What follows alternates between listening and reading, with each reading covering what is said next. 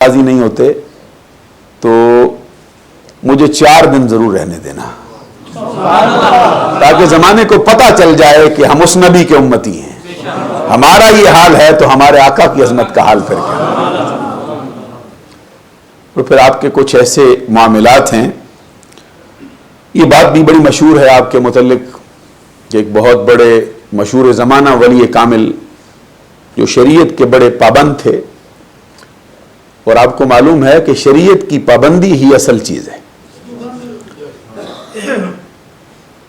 راہ چلتے ہوئے ایک مرتبہ ان کی آپ سے آپ کا آمنا سامنا ہو گیا. ان ایام میں آپ جذب کی کیفیت میں تھے اور ظاہری طور پر نماز کے لیے آپ مساجد کا رخ نہیں فرماتے تھے.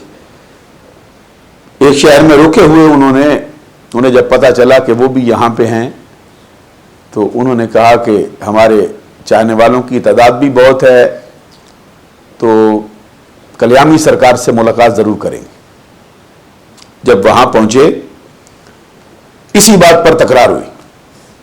آپ نے فرمایا میرے لیے کچھ عذر ہیں مگر نہ نماز کی پابندی اور با جماعت نماز ادا کرنا یہ ضروری ہے. انہوں نے فرمایا نہیں ہم آپ کو لے کے چلیں گے.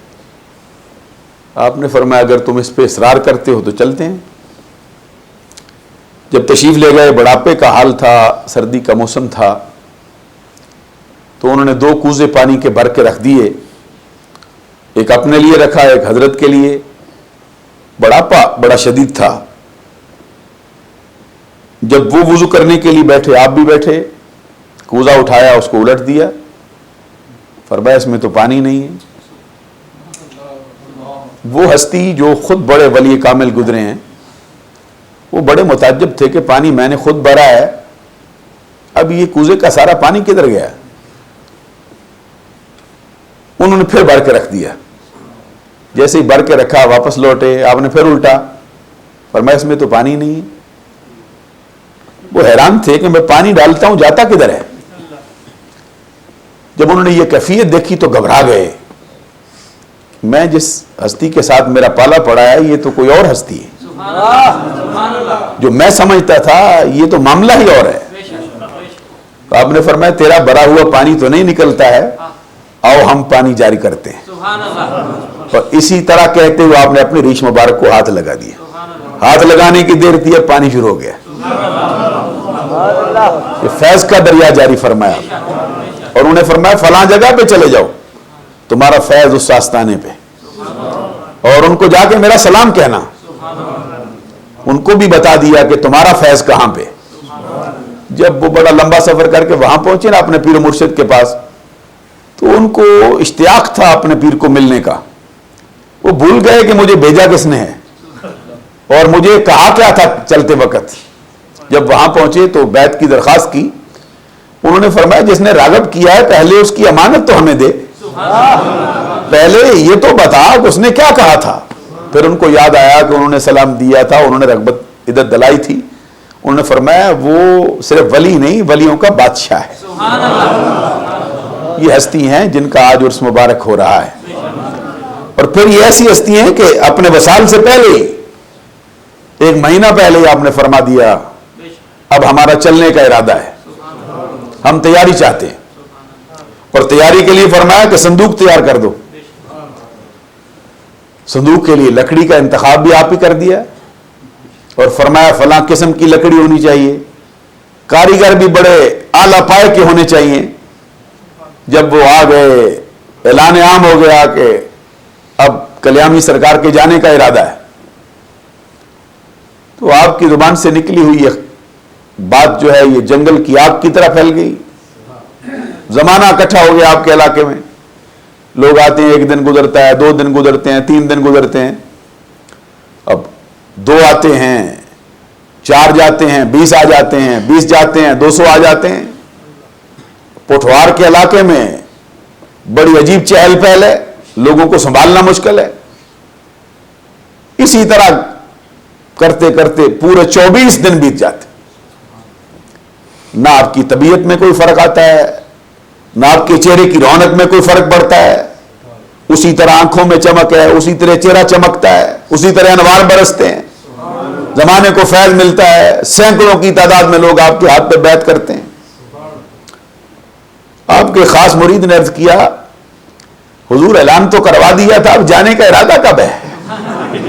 24 دن بیت گئے ہیں، تو نہ تو آپ کو کوئی تکلیف ہے، نہ آپ کے جسم میں کوئی کمزوری آئی ہے، نہ آپ کے چہرے کی چمک میں کوئی فرق پڑا ہے، نہ آپ کی آنکھوں کی دمک میں کوئی اثر ہوا ہے، بتائیے آپ جانا کا ارادہ کب رکھتے ہیں؟ اس طرح آپ نے اعلان بھی کروایا، تو اگر یہ معاملہ نہ ہوا تو لوگ کہیں گے یہ کیسے پیر ہیں؟ آپ نے ان کے جواب میں فرمایا یہ سوال تو نے بڑا نازک کر دیا ہے، کیونکہ آج سے پہلے کسی نے کبھی بتایا نہیں کہ کتنے دنوں میں جاؤں گا، اور تیرا سوال ایسا ہے کہ یہ تو اللہ تبارک و تعالیٰ کے قانون کو، راز کو فاش کرنے والی بات ہوگی۔ انہوں نے کہا حضرت آپ کو بتانا ہی ہوگا کہ کیا معاملہ ہے۔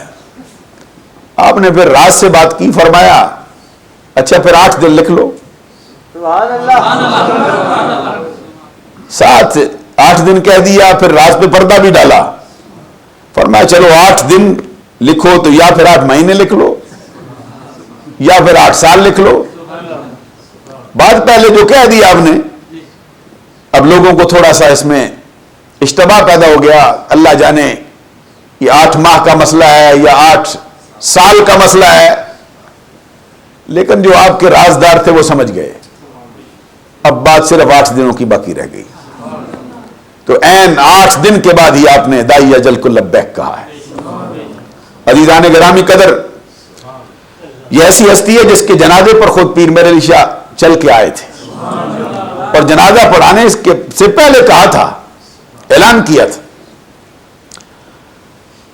اور عربی زبان میں کہتے ہیں کلام الملوک ملک الکلام، جو بادشاہوں کا کلام ہوتا ہے کلاموں کا بادشاہ ہوتا ہے، کلام الامام امام الکلام، یہ اماموں کا کلام کلاموں کا امام ہوتا ہے۔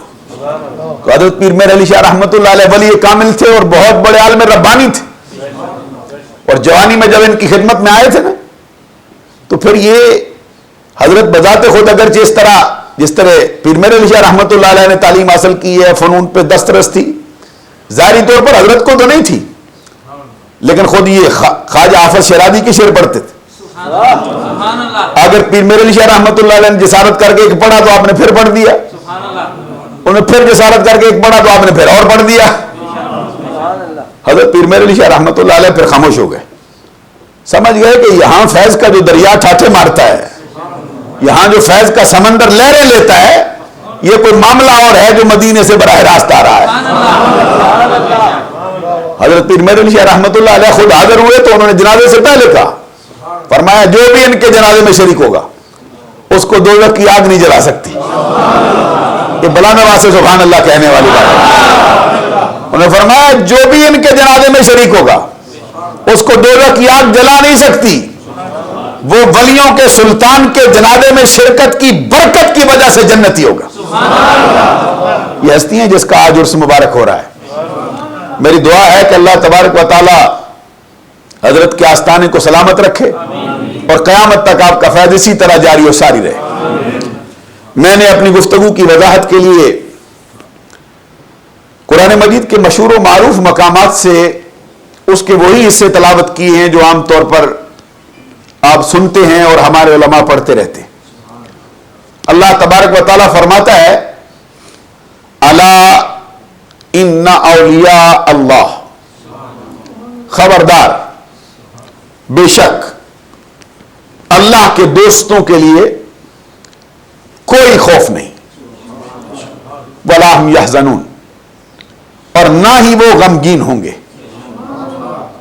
اللہ تبارک و تعالیٰ اپنے دوستوں کے بارے میں آپ کہتا ہے اللہ کے دوستوں کے لیے کوئی خوف نہیں، اللہ کے ولیوں کے لیے کوئی غم نہیں۔ پھر فرمایا اللہ کے ولی کون ہے، اس کے اولیاء کون ہیں، اس کے دوست کون ہیں؟ فرمایا الذین آمنوا وکانوا یتقون، اللہ کے ولی وہ ہیں جو اللہ اور اس کے رسول کی ذات پر ایمان لاتے ہیں غلامی مصطفیٰ کا پٹا اپنے گلے میں ڈالتے، سر کے بالوں سے لے کر پاؤں کے ناخنوں تک عشق مصطفیٰ کی تصویر بنتے۔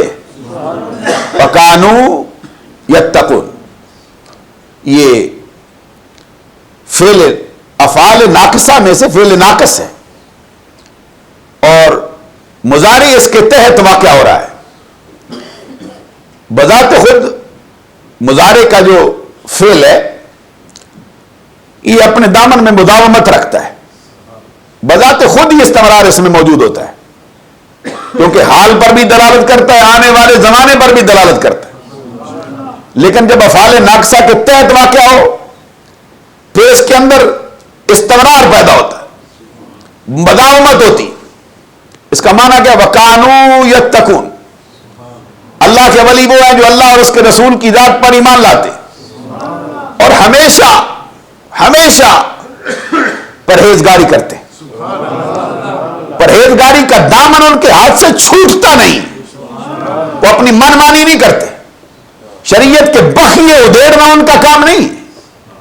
وَكَانُوا يَتَّقُونَ، ہمیشہ ہمیشہ پرہیزگاری کرتے۔ تو اللہ تبارک و تعالیٰ فرماتا ہے میرے دوستوں کے لیے میری بارگاہ سے کیا ہے؟ لَهُمُ الْبُشْرَى فِي الْحَيَاةِ الدُّنْيَا وَفِي الْآخِرَةِ، ان کے لیے خوشخبریاں ہیں دنیا کی زندگی میں بھی آخرت کی زندگی میں بھی۔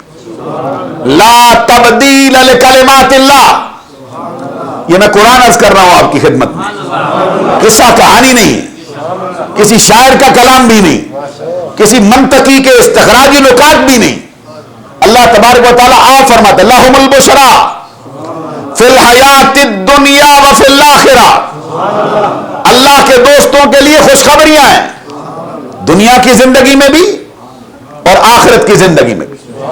لا تبدیل لکلمات اللہ، مورِ تصدیق ثبت کرتے ہوئے فرمایا اللہ نے جو کلمات کہہ دیے اس کے اندر تبدیلی کا امکان نہیں ہے۔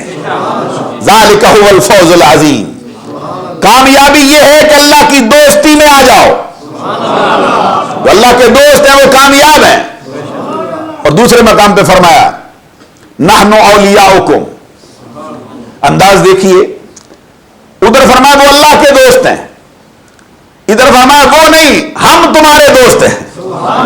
نحن اولیاؤکم، ہم تمہارے دوست، سارا زمانہ کہہ کر اس کے دوست ہیں، یہ بات اور ہے وہ ایک مرتبہ کہہ دے تم نہیں میں آپ دوست ہوں، سبحان اللہ بلند آواز سے کہیے۔ اب سارا زمانہ دعویٰ کرے کہ ہم اللہ کے دوست ہیں، ہم اللہ کے دوست ہیں، یہ دعویٰ ان کا ہے۔ ادھر اللہ تبارک و تعالیٰ فرماتا ہے نحن اولیاؤکم، اب تم دعویٰ نہ کرو میں کرتا ہوں، میں تمہارا دوست ہوں۔ نحن اولیاؤکم، کہاں کہاں پہ دوست ہے تو اپنے بندوں کا؟ فرمایا نحن اولیاؤکم فی الحیات الدنیا وفی الآخرہ، دنیا میں بھی ہم تمہارے دوست ہیں، آخرت میں بھی ہم تمہارے دوست ہیں۔ اب جن کو دنیا و آخرت میں رب اپنی دوستی کا مجدہ فضا سناتا ہے، آگے سنیے فرمایا مولا تیرے دوست ہیں دنیا میں آخرت میں، ان کو کیا دیتا ہے؟ وَلَكُمْ فِيهَا مَا تَشْتَهِي أَنفُسُكُمْ، قرآن مجید کا جملہ سماعت کیجئے، رب کہتا ہے وَلَكُمْ فِيهَا مَا تَشْتَهِي أَنفُسُكُمْ، دنیا و آخرت میں تمہارے لیے ہر وہ شے جو تم مانگو، یہ اللہ نے وعدہ کیا۔ صرف یہ نہیں بھائی مجھ سے آخرت کی بات کرو، مجھ سے نمازوں کی بات کرو، مسلوں کی بات کرو، مسجدیں مانگو، مدرسے مانگو، حفظ قرآن مانگو، عالم ربانی مننا مانگو، مریدوں کی تعداد مانگو، نہیں فرمایا وَلَكُمْ فِيهَا مَا تَشْتَهِي، یہ جو ماں ہے نا عربی لغت و ادب کے اعتبار سے یہ ماں یہ عام ہے، اور عام کی تعریف کیا ہے؟ ينتظم جمعا من الافراد، ينتظم جمعا من الافراد، کائنات کی ہر شے کو اپنی لڑی میں پروتا ہے، جیسے فرمایا وَلِلَّهِ يَسْجُدُ مَا فِي السَّمَاوَاتِ وَالْأَرْضِ زمین و آسمان کی کائنات میں جو کچھ ہے اللہ کو سجدہ کرتے. قرآن میں مجید میں نبی